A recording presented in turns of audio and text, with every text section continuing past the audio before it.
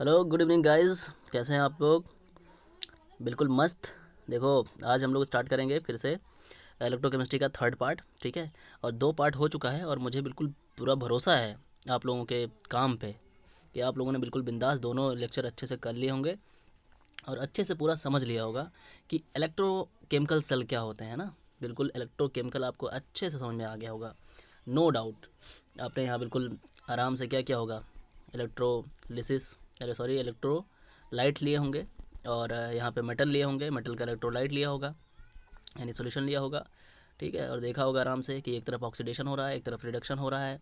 आपने देखा कि एक तरफ को ऑक्सीडेशन हाफ सेल कहा गया होगा और एक तरफ आपको रिडक्शन हाफ सेल कहा गया होगा। ठीक है, तो उसके बाद फिर इसमें आपने आसानी से देखा होगा कि एक रिएक्शन इधर कैथोड पे हो रही है, एक एनोड पे हो रही है, और सारी चीज़ें आपने करा के देखी होगी। फिर आपको एक फाइनल बढ़िया बेहतरीन सा फार्मूला मिला होगा। वो फार्मूला था कि M F of cell equals to M F of cathode minus M F of anode. ठीक, तो ये बिल्कुल आपने सीख लिया होगा और यही स्टैंडर्ड कंडीशन में अगर देखा गया होगा तो ये आया होगा कि M F of cell standard cell equals to M F of cathode at standard. ठीक है, M F of anode at standard, है ना। तो ये बिल्कुल एकदम झकास सा फार्मूला, दो फार्मूला रहा होगा, इसके बारे में हमने डिस्कस कर ही दिया था। उसके बाद में हमने एक बात बताई थी कि ये आपको बिल्कुल ध्यान रखना है ये सारी चीज़ें। फिर आपने इनका यूज़ करके, ये तो एक स्टैंडर्ड के लिए था, यानी कि एक फ़िक्स कंसंट्रेशन के लिए था। और उसके बाद में अगर बहुत अलग अलग कंसंट्रेशन आने लगते थे तो हमारा कौन सा बंदा आया था, ये आया था नर्स्ट इक्वेशन। ठीक है, जो कि क्या रही हमारी, ये निकल के आई थी E cell equals to E standard पे। ठीक है, तो ई सेल स्टैंडर्ड पे अभी हमने सीखा कैसे स्टैंडर्ड पे ई सेल निकालते थे। ये हमारा क्या निकल के आया था, ये कैथोड पे स्टैंडर्ड है ना, एम एफ, और ये एम एफ किस पे था, एनोड पे स्टैंडर्ड। तो यहाँ से ये ई सेल निकला था। ठीक है, ये दिख रहा है आपको, ये सेल निकला था और ये सेल, यही सेल यहाँ पे नीचे लिखा हुआ है। फिर आगे की कहानी क्या थी, यहाँ पे था 0.59 बाई एन, और यहाँ पर क्या था, log concentration of product, concentration of reactant. ठीक है, तो ये सारी चीज़ें, ये सारा खेल हमने ख़त्म कर लिया है और जान लिया है अच्छे से। इसमें कोई डाउट नहीं रह गया है, बस क्वेश्चन करने रह गए हैं और क्वेश्चन कर लेंगे बस, हमको कोई प्रॉब्लम नहीं रह जाएगी। ठीक है, और कोई टेंशन लेने वाली बात नहीं है। बिल्कुल आराम से पढ़ो, मज़े से पढ़ो, समझो ध्यान से हर चीज़। बिल्कुल अगर कॉन्सेप्ट क्लियर है तो मैटर एकदम साफ़ रहेगा, साफ साफ समझ में आएगा और सारी बातें क्लियर रहेंगी। ठीक है, तो आज हम लोग स्टार्ट करेंगे हमारा। अब देखो इसमें क्या है कि पूरे चैप्टर में दो तरह के सेल थे। ठीक, और इन सेल को हम लोग डिस्कस कर रहे हैं। पहले इलेक्ट्रोकेमिकल सेल जो था, इलेक्ट्रोकेमिकल सेल, उसमें हम लोगों ने देखा, और आज हम पढ़ने जा रहे हैं इलेक्ट्रोलिटिक सेल।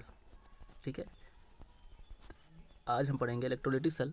अब देखिए इसमें डिफरेंस क्या रहा, पहले डिफरेंस में जानना ज़रूरी है कि जो इलेक्ट्रोकेमिकल सेल था, इसमें क्या था कि हमें क्या था, एनर्जी अपने आप देख रहे थे, एनर्जी मतलब वो रख दिया जा रहा था, कोई सोल्यूशन लिया जा रहा था और उसमें हमने कोई मेटल डाल दिया था, तो थोड़ी देर बाद उसमें रिएक्शन स्टार्ट हो जाती थी, यानी कि ऑक्सीडेशन या रिडक्शन स्टार्ट हो जाता था। अगर मेटल की टेंडेंसी ऑक्सीडाइज होने की थी तो ऑक्सीडेशन स्टार्ट हो जाता था, अगर मेटल की टेंडेंसी रिड्यूस होने की थी तो उसमें रिडक्शन स्टार्ट हो जाता था।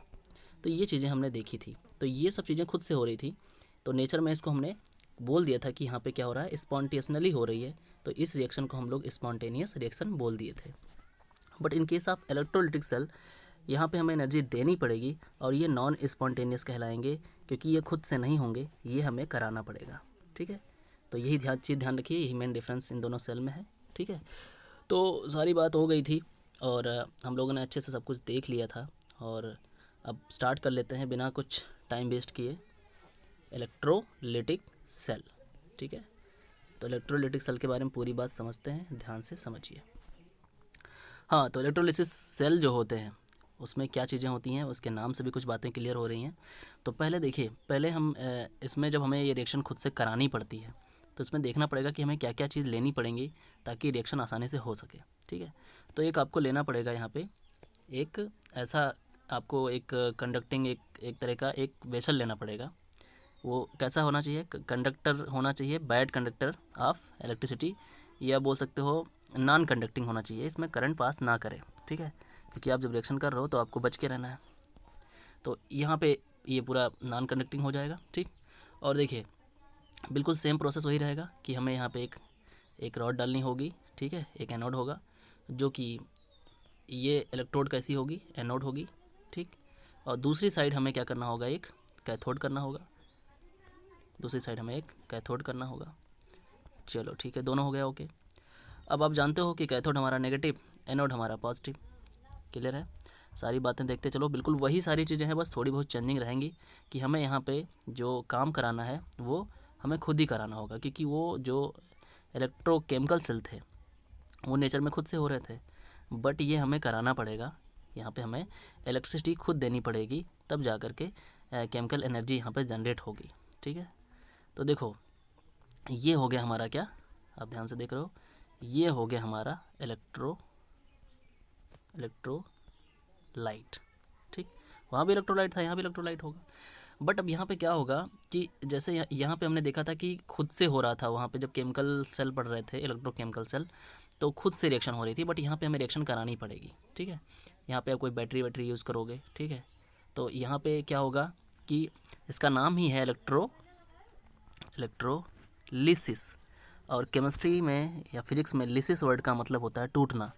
तो इलेक्ट्रिसिटी इसमें देंगे, ठीक है, इलेक्ट्रो मतलब इलेक्ट्रिसिटी और लिसिस का मतलब टूटने लगे। तो इलेक्ट्रिसिटी देने से क्या होगा कि यहाँ पे सॉल्यूशन में जो आयंस होंगे वो टूटना स्टार्ट हो जाएंगे, ठीक है, और टूटना स्टार्ट होंगे तभी कंडक्शन स्टार्ट होगा, और कंडक्शन स्टार्ट होगा तभी इलेक्ट्रिसिटी जनरेट होगी और केमिकल एनर्जी टूट जाएगी, तभी ऐसा होगा। तो ये एक तरह का कैसा है, नॉन स्पॉन्टेनियस रिएक्शन है, ठीक है, नॉन स्पॉन्टेनियस, क्योंकि हमें ये रिएक्शन खुद से करानी हो रही है। बात समझ आ रही है? तो सारी बात आप समझ रहे होंगे। अब देखिए यहाँ पे क्या होगा कि जो ये इलेक्ट्रोलाइट है, इस इलेक्ट्रोलाइट के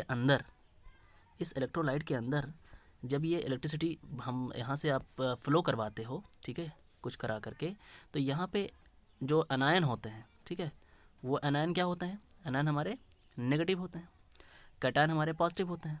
तो क्या होगा कि जो कैटायन है, कैटायन किस तरफ भागेंगे, कैटायन इसकी तरफ भागेंगे, क्योंकि यहाँ पे क्या है, नेगेटिव है, कैथोड नेगेटिव है, तो कैटायन पॉजिटिव है तो इसकी तरफ भागेगा। एनायन हमारा नेगेटिव होता है तो एनायन भागेगा किसकी तरफ, एनोड की तरफ, क्योंकि यहाँ पॉजिटिव है, ठीक। तो सेम वही यहाँ पे क्या जनरेट होना स्टार्ट हो जाएगा, ईपी जनरेट होगा, इलेक्ट्रोड पोटेंशियल जनरेट होगा, ठीक।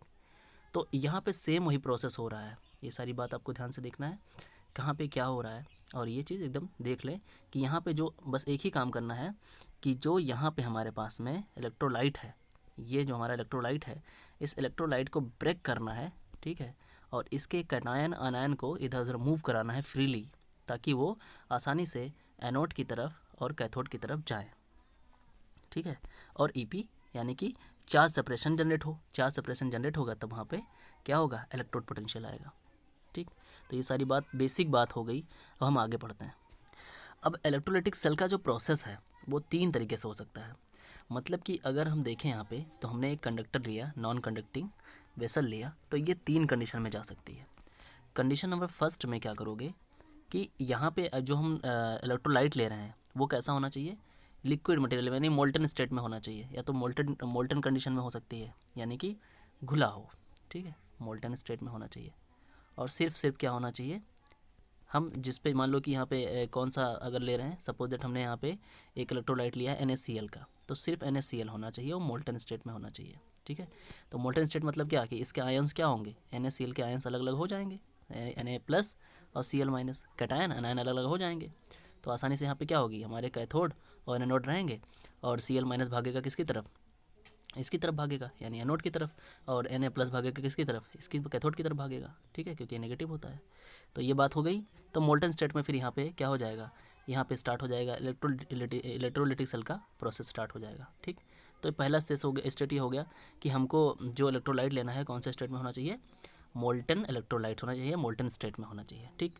सेकंड कंडीशन बी वाले में देखो अब क्या हो सकता है कि यहाँ पे हमें कैसा ले सकते हैं, यहाँ पे होना चाहिए कि हमारा इलेक्ट्रोलाइट तो होगा ही, ठीक है, बट अब यहाँ पे 2 चीज़ें आएंगी कि जो यहाँ पे अगर हम वाटर डाल देते हैं, ठीक है, वाटर डाल देते हैं, वाटर ज़्यादा नहीं थोड़ा डाल देते हैं, ठीक है, यानी कि पहला नंबर तो इलेक्ट्रोलाइट कैसा होना चाहिए, एक्वस कंडीशन में हम कह सकते हैं, ठीक है, एक्वस। अब एक्वस कंडीशन क्या है, एक्वस कंडीशन मतलब कि पानी के साथ जो इलेक्ट्रोलाइट है वो भी है, ठीक है, लेकिन पानी ज़्यादा नहीं है, यानी कि कंसनट्रेटेड कंडीशन में हम बोल सकते हैं। अब यहाँ पे देखिए एक दो टर्म जो यूज़ हो रहे हैं, मैं उनको पहले आपको अच्छे से एक्सप्लेन कर दूं कि ये एक्वस कभी क्या होता है हमारे बच्चों को, जो एक्वस होता है, ठीक है, एक्वस, और एक कंसंट्रेशन यानी कंसंट्रेटेड, और एक है डाइल्यूट। ये तीन बातें एकदम क्लियर नहीं होती हैं, तो पहले मैं ये बता दूं है क्या। तो देखो एक्वस कंडीशन में क्या होगा कि ज़्यादा पानी नहीं होगा, ठीक है, थोड़ा कम होगा, थोड़ा कम वाटर होगा। और डाइल्यूट कंडीशन में पानी की जो अमाउंट है यानी कि जो वाटर है वो ज़्यादा होगा, ठीक है। कंसंट्रेटेड का मतलब ये है कि वही सेम कंडीशन कंसंट्रेशन में ये है कि जो चीज़ की बात करेंगे वो ज़्यादा है और पानी कम होगा, ठीक है। एक्वस का मतलब जब एक्वस लिखा हो तो समझ जाओ वहाँ पानी है, बट उतना नहीं है। कंसंट्रेशन उसका ज़्यादा है जिसकी हम बात कर रहे हैं, जिस मेटल की बात कर रहे हैं, जिस इलेक्ट्रोलाइट को ले रहे हैं उसका जो है कंसंट्रेशन ज़्यादा होगा, ठीक है। फॉर एग्जाम्पल मैं बेसिकली ऐसा समझा दूँ कि मान लो यहाँ पे हमने एक कंटेनर लिया और इस कंटेनर को मैंने लिखा कि एक्वस NaCl, ठीक, और यहाँ नीचे लिखा कंसंट्रेटेड। इसका मतलब ये है कि NaCl इसमें ज़्यादा है, ठीक है, Na+Cl-, NaCl इसमें ज़्यादा भरा हुआ है और पानी का अमाउंट थोड़ा इसमें कम है, ठीक है। कंसंट्रेटेड का मतलब यही है कि NaCl यहाँ पे ज़्यादा है, ठीक है, बात समझ में आ गई होगी। तो एक्वस का मतलब है कि पानी वहाँ पे है बट उतना नहीं है, ठीक। सेकंड केस में अगर यही चीज़ हम ऐसे कर दें कि यहाँ पे हम लिख देते हैं कि डाइल्यूट NaCl कंसंट्रेटेड। अब यहाँ पे ये होगा, डाइल्यूट का मतलब है कि यहाँ पे NaCl तो है बट पानी का अमाउंट ज़्यादा है, ठीक है, पानी यहाँ पे ज़्यादा होगा। डाइल्यूट का मतलब पानी ज़्यादा हो गया, ठीक है। तो ये दो टर्म्स आपको ध्यान रखने हैं कि डाइल्यूट और एक्वस का क्या मतलब होता है, और कंसंट्रेटेड का मतलब वही वैल्यू जिसकी हम बात कर रहे हैं NaCl। तो बात क्लियर हो गई यहाँ पे। तो हमारा एक केस हो चुका था, पहला मोल्टन हो चुका था। सेकंड केस हम डिस्कस करने वाले थे जो कि था एक्वस कंडीशन। अब एक्वस में क्या होगा कि एक्वस में जब हम पानी डालेंगे तो पानी क्या होता है, पानी होता है, पानी क्या करता है, जैसे NaCl है तो NaCl को ब्रेक करेगा, ठीक है, इसके आयंस में, यानी कि Na+Cl-। क्लियर। तो यहाँ भी सेम वही कंडीशन स्टार्ट हो जाएगी। तो इलेक्ट्रोलाइटिक सेल का पहला केस है हमारा मोल्टन स्टेट में जब हम लेते हैं, ठीक है, इलेक्ट्रोलाइट्स को, तो वो ये रह गया हमारा एक नॉन कंडक्टिंग वेसल, ठीक। और इसमें जो इलेक्ट्रोड डालेंगे वो इलेक्ट्रोड आपका क्या होगा, एक इनर्ट इलेक्ट्रोड होगा जो कि प्लेटिनम की होती है। इस बात को ध्यान रखिएगा, यहाँ पे जो इलेक्ट्रोड है ये इनर्ट है, ठीक है, ये प्लेटिनम की होती है, प्लेटिनम की। तो देखिए यहाँ पे अब बाकी हमारा दूसरा केस क्या है कि यहाँ पे मोल्टन स्टेट में हमारे आ गए इलेक्ट्रोलाइट जो कि NaCl के हैं, ठीक है, NaCl, ओके, NaCl सॉल्यूशन। अब देखिए यहाँ पे क्या होगा कि इसके जब यहाँ पे हमारी इलेक्ट्रिसिटी कंडक्ट होगी तो यहाँ पे क्या होगा, इसके जो आयंस हैं यानी कि Na+Cl- ब्रेक होंगे बहुत सारे। फिर थोड़ी देर बाद क्या होगा, Na+ ये हमारा कैथोड है, सॉरी एनोड है यानी पॉजिटिव, ये हमारा कैथोड है यानी नेगेटिव। तो अब क्या होगा कि जो नेगेटिव वाले हैं वो पॉजिटिव की तरफ भागेंगे यानी कि Cl- इधर भागेगा, तो इधर Cl-, Cl-, Cl-, Cl-, और Na+ इस तरफ भागेगा तो इधर हो जाएगा Na+, Na+, ऐसे बहुत सारे Na+ इस तरफ आ जाएंगे, ठीक है। तो अब देखिए इस केस में क्या हो रहा है कि यहाँ भी ऑक्सीडेशन और रिडक्शन वाला ही केस है जो आपने पीछे इलेक्ट्रोकेमिकल सेल में पढ़ा हुआ है, बट यहाँ पे इलेक्ट्रिसिटी कंडक्ट कराने के बाद ये रिएक्शन हो रही है, ठीक है, ये खुद से नहीं हो रही है। तो ये नॉन स्पॉन्टेनियस है, ये सारी बातें हम लोगों ने पहले ही कर ली हैं। तो देखिए अब यहाँ पे पहले एनोड वाला पॉइंट नोट करते हैं कि एनोड पे क्या हो रहा है, ठीक है। तो एनोड पे आप देखोगे तो एनोड पे क्या हो रहा है कि Cl- जा रहा है, ठीक है। तो यहाँ पे क्या हो रहा था कि इस साइड पे यानी कि हमारे एनोड साइड पे Cl यानी कि Cl क्या कर रहा था, इलेक्ट्रॉन को लूज़ कर रहा था, तो ये Cl2 बनाएगा, ठीक। अब दोनों साइड क्या होना चाहिए, इलेक्ट्रॉन सेम होना चाहिए। तो हम क्या काम करेंगे कि 2 से मल्टीप्लाई कर देंगे, तो ये अब बैलेंसिंग तो आपको पता ही है, तो ये बन जाएगा आपका एनोड पे। अब दूसरा चीज़ हम देखते हैं कैथोड पे क्या हो रहा है। तो कैथोड पे सेम क्या है, Na+ हमारा है, तो Na+ क्या कर रहा है, इलेक्ट्रॉन गेन करेगा, तो ये भी 2 इलेक्ट्रॉन गेन करेगा, ठीक है। तो ये क्या बनाएगा, सॉलिड बनाएगा, ठीक है, Na सॉलिड। अब दोनों तरफ इलेक्ट्रॉन सेम होने चाहिए तो हम दोनों साइड क्या लगा देंगे, 2 और 2। तो सेपरेटली हम देख पा रहे हैं कि कैथोड एनोड पे क्या हो रहा है, ठीक है। तो यहाँ पे एक चीज़ ध्यान रखना है कि दोनों साइड इलेक्ट्रॉन सेम होने चाहिए, यानी कि 2 इलेक्ट्रॉन यहाँ पे है तो 2 इलेक्ट्रॉन यहाँ पे भी हो, यानी एक्सचेंज ऑफ इलेक्ट्रॉन बिल्कुल सेम होना चाहिए। 2 ही इलेक्ट्रॉन की पूरी कहानी होती है, ठीक है। तो ये बात समझ में आ गई होगी कि यहाँ भी वही सेम चीज़ स्टार्ट हो गया और फिर यहाँ पे चार्ज सेपरेशन जनरेट हुआ और यहाँ भी आया इलेक्ट्रोड पोटेंशियल, ठीक है। अच्छा, और सारे बहुत सारे केसेस हैं जो आप देख सकते हो और समझ सकते हो। जैसे एग्जांपल के लिए अगर हम लोग यहाँ पे बात करते हैं, ऐसे ही हम कुछ और इलेक्ट्रोलाइट्स के बारे में देख सकते हैं सेम प्रोसेस में। तो मैं कुछ लिख दे रहा हूँ यहाँ पे। फॉर एग्जांपल एक है MgBr2, ये आप देख सकते हो। एक है AlCl3, ये आप देख सकते हो। तो देखिए जब ये मोल्टन स्टेट में होंगे तो ये क्या होंगे, मतलब कि इनके आयंस कैसे टूटेंगे। तो देखो यहाँ पे जो हमारा Mg टूटेगा वो Mg2+ और ये 2Br माइनस में टूटेगा, और ये हमारा टूटेगा Al3+ A3Cl माइनस में टूटेगा। अब देखिए यहाँ पे जो एनोड और कैथोड पे रिएक्शंस होंगी, जो ऑक्सीडेशन रिडक्शन होगा, बिल्कुल वही प्रोसेस रहेगा। तो चलिए मैं यहाँ पे सपोज दैट लिख लेता हूँ, ये आपका हो गया कैथोड और ये हो गया आपका एनोड, ठीक। तो कैथोड पे क्या हो रहा होगा, कैथोड पे देखिए जो हमारा AlCl3 है, मैं पहले इसकी बात कर लेता हूँ, फर्स्ट ये है और सेकंड ये है, तो सिस्टम से बात करते हैं। पहले MgBr2 की बात करते हैं। तो ये जो कैथोड पे Mg2+ है, ये इलेक्ट्रॉन को गेन कर रहा होगा, ठीक है। तो ये क्या करेगा, Mg2+ 2 इलेक्ट्रॉन का गेन करेगा और बनाएगा सॉलिड, ठीक है, 2Mg, ओके। और एनोड पे क्या हो रहा होगा, ये जो है इलेक्ट्रॉन लूज़ कर रहा होगा, ब्रोमीन इलेक्ट्रॉन को लूज़ कर रहा होगा, तो ये बना रहा होगा 2Br माइनस, ये इलेक्ट्रॉन को गेन करेगा और बनाएगा गैस, ठीक है, जो इलेक्ट्रॉन को लूज़ करेगा। तो बात समझ रहे हैं, एक तरफ क्या हो रहा है, एक तरफ हो रहा है रिडक्शन, एक तरफ हो रहा है ऑक्सीडेशन। तो यहाँ भी सेम प्रोसेस, और वही चीज़ अगर हम देखेंगे इसमें, तो यहाँ पे क्या करेगा, ACl3 क्या करेगा, इलेक्ट्रॉन को लूज़ करेगा और करेगा ये क्या, ऑक्सीडेशन, और Cl- क्या करेगा, सॉरी। फिर वही प्रोसेस अब अगला देखेंगे हम लोग एक्वस सॉल्यूशन में। तो एक्वस सॉल्यूशन में क्या हो जाएगा कि यहाँ पे आ जाएंगे हमारे इलेक्ट्रोलाइट्स, पानी के भी थोड़े बहुत इलेक्ट्रोलाइट्स आ जाएंगे आयंस, यानी कि पहले NaCl तो ऑलरेडी इसमें रहा ही है, तो NaCl का क्या हो जाएगा, Na+ और Cl-, और जो वाटर के मॉलिक्यूल्स आएंगे, तो वाटर का क्या भाई, वाटर का भी आयंस होगा, तो टूटेगा H+ और OH- में, ठीक है।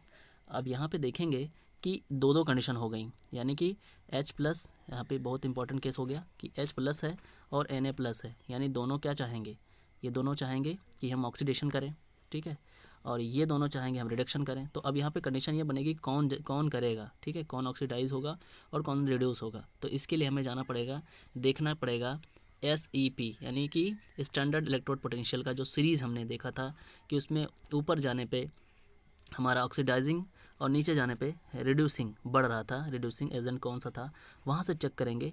तो जो सीरीज़ में आगे आएगा, ठीक है, या सबसे ऊपर होगा वो ऑक्सीडाइज और सबसे नीचे जो होगा वो रिड्यूस होगा, तो उस सीरीज़ में जाके आप समझ सकते हो, ठीक है। तो ये दूसरा केस हो जाएगा। और अगर ये बात समझ नहीं आई होगी तो आप सीरीज़ में जाके देख सकते हो, अभी मैं सीरीज़ को लेकर के समझा दूंगा, ठीक है। और थर्ड केस आपका आएगा डिल्यूट वाला कंडीशन, डिल्यूट।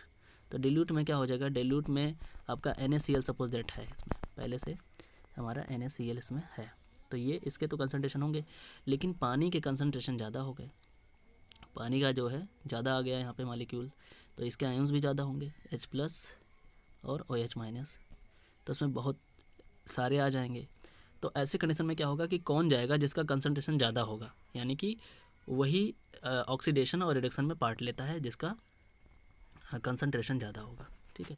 जैसे मैं डाइल्यूट कंडीशन की बात कर देता हूँ कि डाइल्यूट कंडीशन में सपोज दैट आपके पास यहाँ पे NaCl है, ठीक है, तो यहाँ पे हो गया आपका NaCl, तो यानी कि इसके आयंस हो जाएंगे Na+ और Cl-, ठीक है। वहीं पानी के भी मॉलिक्यूल्स डाइल्यूट हो गए, यानी ज़्यादा आ गए, तो यानी कि H+ और OH-, ठीक है। अब यहाँ पे क्या होगा कि जो हमारा एनोड है, उस एनोड पे 2 लोग जाएंगे, ठीक है, 2 लोग जाएंगे, मतलब कौन कौन लोग जाएंगे, या तो Cl- जाना चाहेगा और या तो OH- जाना चाहेगा, यानी कि Cl- OH- में कौन जाना चाहेगा। तो इसमें हम सीधी सी बात बता रहे हैं कि वही जाएगा जिसका कंसंट्रेशन ज़्यादा है। तो कंसंट्रेशन यहाँ पे किसका ज़्यादा है, डाइल्यूट है, ये क्वेश्चन में पहले ही बोल दिया जाएगा कि वो डाइल्यूट कंडीशन है, तो डाइल्यूट की वजह से OH- जाएगा, ठीक है। तो OH- का ही वहाँ पे हमारा हो एनोड पे क्या होगा, एनोड पे क्या होता है, ऑक्सीडेशन, ठीक है। तो ऑक्सीडेशन जो होगा वो OH- का ही होगा, बात समझ में आ रही है। तो वही आपको ध्यान देना है, ऐसा सेकंड कंडीशन में भी यही होगा, किसके कंसंट्रेशन ज़्यादा होंगे, H+ के कंसंट्रेशन ज़्यादा होंगे, तो इसका रिडक्शन होगा, ना कि Na+ का, ठीक। तो ये बात छोटी छोटी बात ध्यान दीजिएगा बस, और ज़्यादा कुछ ध्यान नहीं देना है यहाँ पे, ओके। तो अब देखिए, अच्छा एक्वस सॉल्यूशन को भी इसी तरह समझ लेते हैं, वरना आपको कन्फ्यूजन रह जाएगी। तो एक्वस में क्या होगा, कि एक्वस NaCl है, ठीक है। तो इसमें वही सेम प्रोसेस कि पहला क्या होगा कि हम समझ लेते हैं कैथोड है हमारा और ये हमारा एनोड, ठीक है। दोनों एक साथ में लेकर चलते हैं, समझ में आएगा। तो पहले इसका देखिए, यहाँ पे दोनों हैं, यानी कि यहाँ पे हमारा जो है NaCl भी है, तो NaCl हमारा ब्रेक हुआ Na plus plus Cl minus में, और वाटर भी है, यानी कि वाटर अगर ब्रेक होगा तो इसके आयंस किस में टूटेंगे, H प्लस और OH माइनस में टूटेंगे। क्लियर। अब देखिए यहाँ पे, अब यहाँ पे कंडीशन ये है कि ये दो बंदे हैं और यहाँ भी दो बंदे हैं, तो कैथोड पे कौन जाएगा और एनोड पे कौन जाएगा, ठीक है। तो कैथोड के लिए कौन तैयार है, कैथोड के लिए हमारे दो बंदे तैयार हैं, यानी कि Na प्लस और H प्लस। एनोड के लिए दो तैयार हैं, यानी कि Cl माइनस और OH माइनस। अब इसमें जाएगा कौन, तो इसके लिए कंडीशन वही है कि मैंने क्या बताया था कि आपको SRP की SEP की, यानी कि स्टैंडर्ड इलेक्ट्रोड पोटेंशियल का सीरीज एनालिसिस देखना होगा। तो लिस्ट इसमें लिथियम, ठीक है, सोडियम, उसके बाद फिर आपका आएगा आयरन, उसके बाद फिर आएगा आपका हाइड्रोजन, फिर आएगा कॉपर, और फिर आएगा आपका Ag मतलब कि सिल्वर, फिर Cl माइनस, उसके बाद OH माइनस। मतलब यहाँ तक हम समझ लेते हैं, हमारी कहानी ओके हो जाएगी।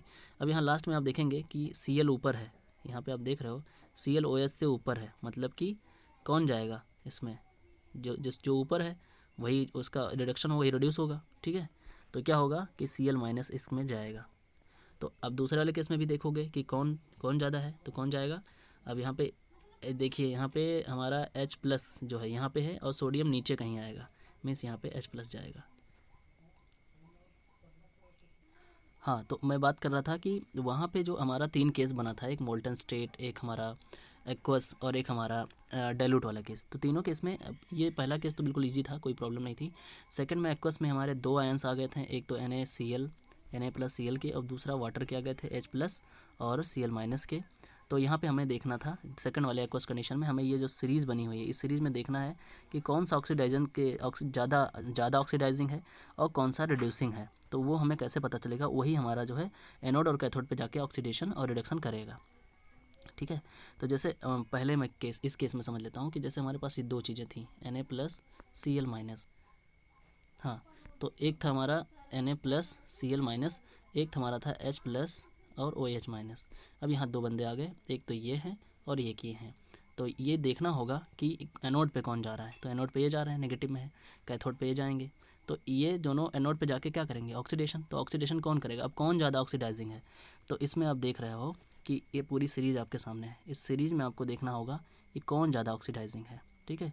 तो ऑक्सीडाइजिंग, अब यहाँ पे आप देख रहे हो सीधे नीचे जाने पे ऑक्सीडाइजिंग जो एजेंट है उनका इफेक्ट बढ़ रहा है। तो वहाँ पे हमें दो चीज़ देखना था, Cl और क्या था, OH माइनस में कौन ज़्यादा ऑक्सीडाइजिंग है।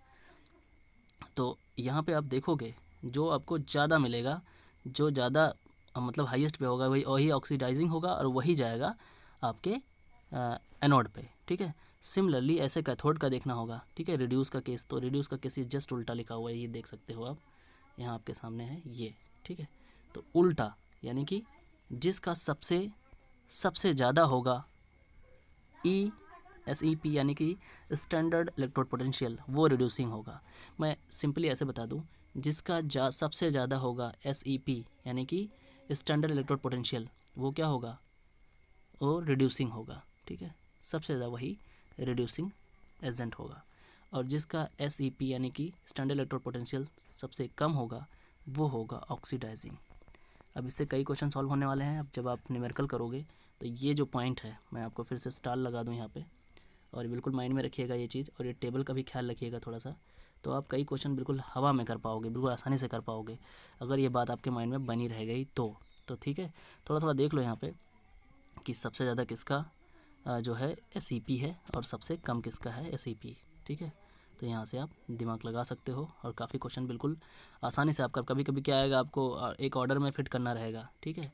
जैसे यहीं से क्वेश्चन बन जाएंगे, जैसे लगे हैं आपके ये दे रखे हैं वैल्यूज़, ठीक है, या फिर आपको पता है तो उनको कह देगा कि इनको एक जैसे 3 दे दिया गया, एक है कैल्शियम, एक पोटेशियम, एक लिथियम। अब कह देगा इनको ऑक्सीडाइजिंग या रिड्यूसिंग में सेट करो, यानी कि कैसे इनके इंक्रीजिंग ऑर्डर या डिक्रीजिंग रिड्यूसिंग में ऑर्डर में रखो।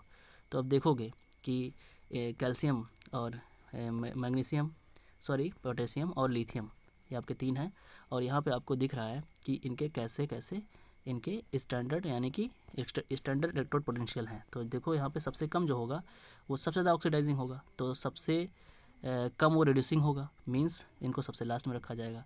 तो इनका पूरा लिस्ट ऐसे बन जाएगा, ठीक है। तो ये अब देख लीजिए कि ये हमारा पूरा हो गया किस कंडीशन में, ये ऑक्सीडाइजिंग कंडीशन में होगा, पर रिड्यूसिंग पूछा है तो रिड्यूसिंग जस्ट उल्टा हो जाएगा।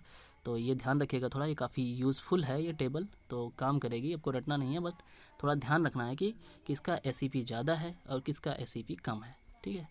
तो ये सारी बातें हो गई और आज का लेक्चर मैं यहीं रोकूंगा और कल से हम स्टार्ट कर देंगे। कल शायद इसका लास्ट लेक्चर और आएगा, फिर ये चैप्टर पूरी तरह फिनिश हो जाएगा और कल हम कुछ खास न्यूमेरिकल भी करेंगे और अपने कॉन्सेप्ट को क्लियर करेंगे। ओके, बस आपको थोड़ा सा मैं ये अवेयर करा दूं कि जो हम लोगों ने अभी तक पढ़ा है उसमें जो खास फार्मूले रहे हैं आपके, ठीक है, वो कैथोड के कंडीशन के, यानी कैथोड पे कैसे जो है आपका रिडक्शन होता है और एनोड पे कैसे आपका ऑक्सीडेशन होता है, ये सारी चीज़ें आप बिल्कुल ध्यान से समझ लीजिए।